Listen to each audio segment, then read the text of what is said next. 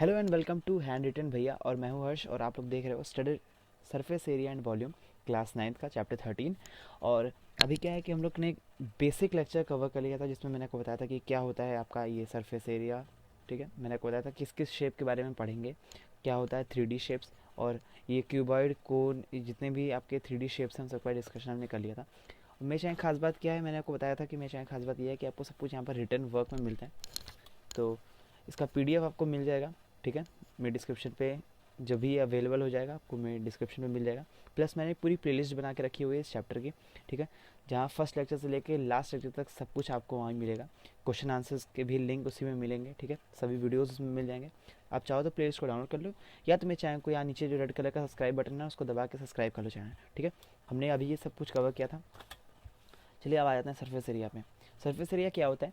Some of area of all faces of solid. किसी भी solid के जितने भी फेस होते हैं, देखिए इस में कितने फेस दिख रहे हैं, 6 फेस। अभी कैसे हुआ, चलिए इसको हम ओपन कर दें। जैसे मान लीजिए आपने मिठाई का डब्बा देखा होगा।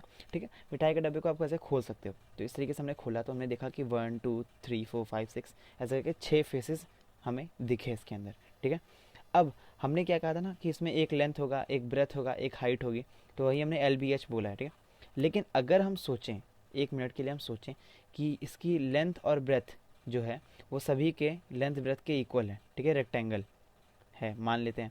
अब क्या है कि लेट हमने किया कि सभी फेसेस क्या हैं, इक्वल हैं। और जब फेसेस इक्वल हैं और सभी के एरिया इक्वल हैं, जैसे L इंटू बी, जब L इंटू बी हो जाएगा तो इसका L इंटू बी, इसका L इंटू बी, इसका L इंटू बी।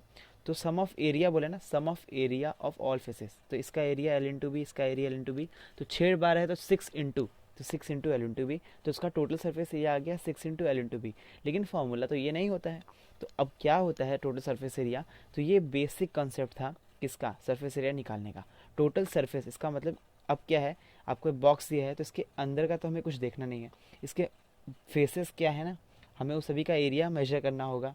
ठीक है, जैसे हमने बॉक्स को ओपन करके चेक कर लिया कि क्या है इसका टोटल सरफेस एरिया। चलो आगे बढ़ते हैं, देखते हैं क्या क्या हमें पढ़ना है। हाँ, तो अभी आप देख पा रहे हो यहाँ पर है क्यूब।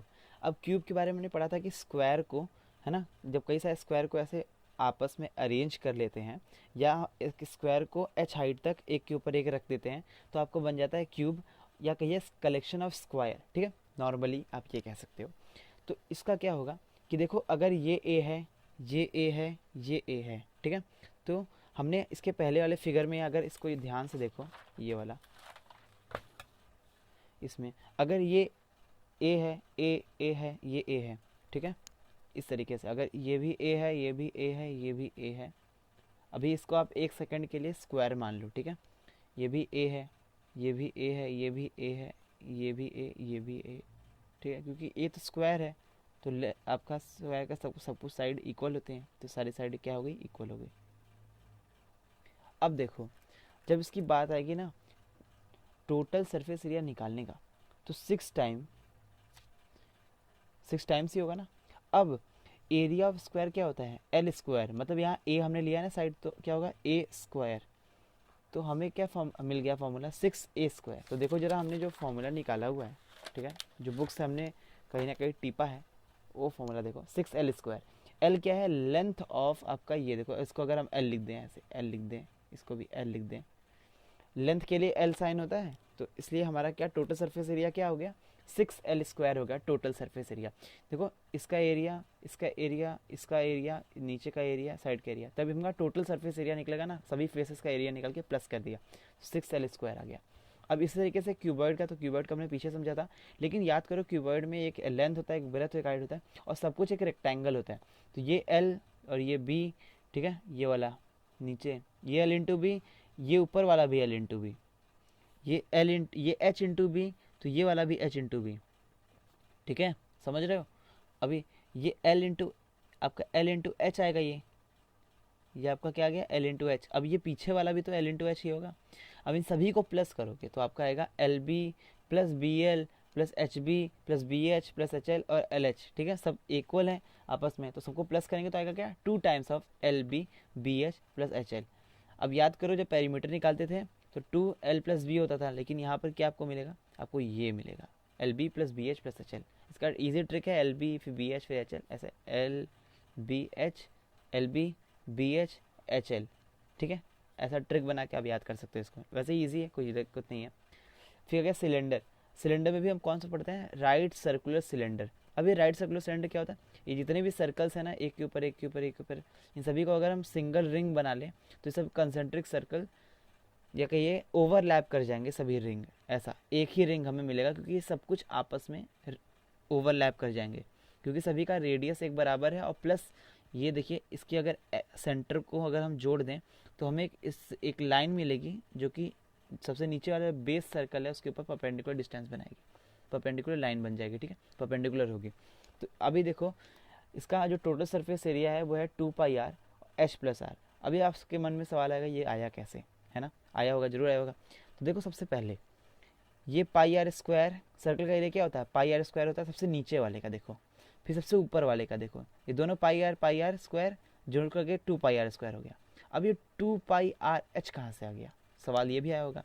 तो देखो, मैंने आपको बताया था, जब कई सारे सर्कल्स को, है ना, जब कई सारे सर्कल्स को आपस में क्या किया हमने, एक के ऊपर एक के ऊपर एक रखा था, तो हमें क्या, जब हम इसका टोटल सरफेस, जब ये एरिया निकाल रहे होंगे बाहर से, तो हमें सर्कल के अंदर का तो एरिया मिलेगा नहीं, हमें तो एक रिंग मिलेगी। ऐसे देखो, इस पेन को ही देख लो जैसे, तो इस पेन क्या, हमें जो इसके अंदर से अगर सर्कल हमने काटा भी होगा तो देखो सर्कल की एक रिंग ऊपर से मिलेगी हमें, है ना, एक सर्कल की ऐसे गोल गोल रिंग मिलेगी।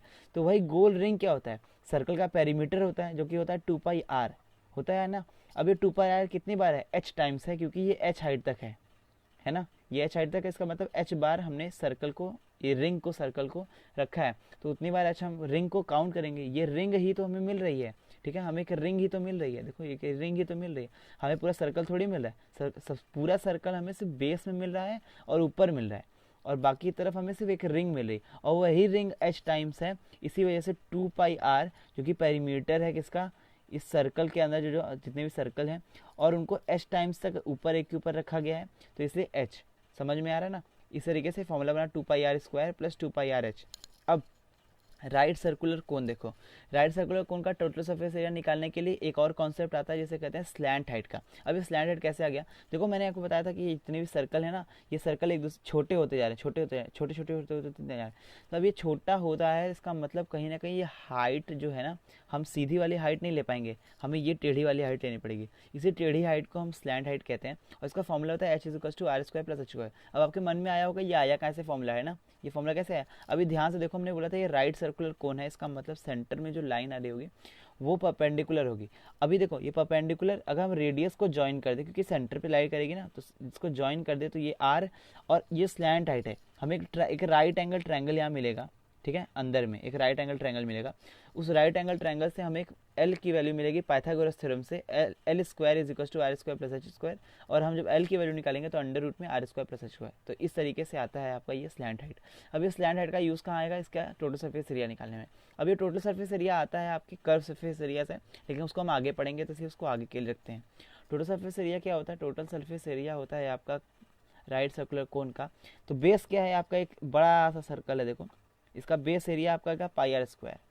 अब πrl आपका, ये देखो, ये जो आपका ये जो कर्व है ना, ये कर्व एरिया ऐसे छोटा, फिर बड़ा बड़ा बड़ा बड़ा, तो ये बड़ा होता है, इसको हमें अप्रॉक्सीमेट मान लेते हैं कि ये πr है, ठीक है, ये πr टाइम्स है, और इसको इंटू l, तो आपका क्या बन गया, πrl + πr², या इसको ऐसे कॉमन ले लो, πrl + r,